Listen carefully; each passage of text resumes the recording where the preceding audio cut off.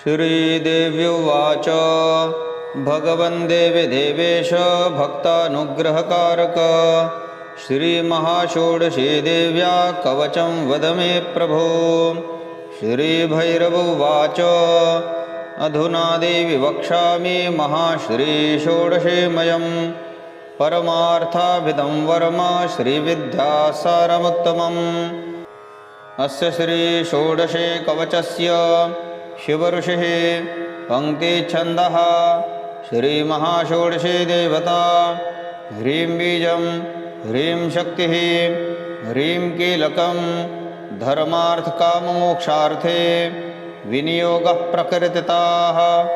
अथ ध्यानं सूर्यकोटिसहस्राभां सर्वाभरणभूषितां पञ्चवक्त्रां चतुर्बाहुं शिवाशक्त्यात्मकां भजे।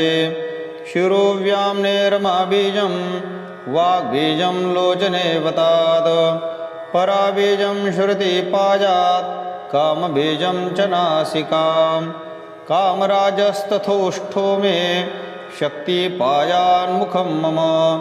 वासव्यां मृदरां पातु तारं जिह्वा ममावतु शक्तिकण्ठं ददा पातु रमास्कन्दो ममावतु।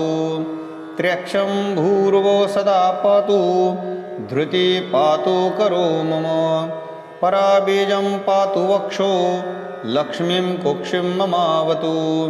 शिवकूटोऽवतात् पृष्ठं ब्रह्मकूटं तु पार्श्वयोः शक्तिकूटोऽवदानाभिं कान्तिं कूटोगदं तथा वायुकूटोऽवधाद्धस्तो शक्तिं कूटस्तु जानुतः। तारं जङ्घे सदा पातु पादो शक्तिर्ममावतु। परा प्रभातकाले व्यात् वाङ्ध्यान्येवताच्च मां या सायं पातु सर्वत्र मोहाव्याम्नां निशीथके। पूर्वादिदक्षतारो व्यात् वन्यवायो परावतु। जलदुर्भिक्षदारिद्र्यात् शक्ति पातु ममानिशं। दारापुत्रधनाढ्यभ्यो गजाश्वगृहमण्डलात् पातु मे कमलाबीजं कामश्रीयोगिनीगणात्। वाभवं सर्वदा पातु श्रीविद्या सर्वतोऽवतु।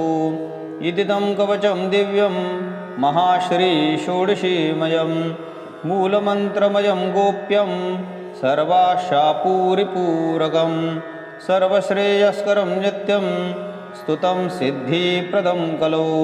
यः पठेत् साधको नित्यं धत्ते मौनव्रतं शिवे स एव षोडशी पुत्र कामेश्वरसमुप्रभुः।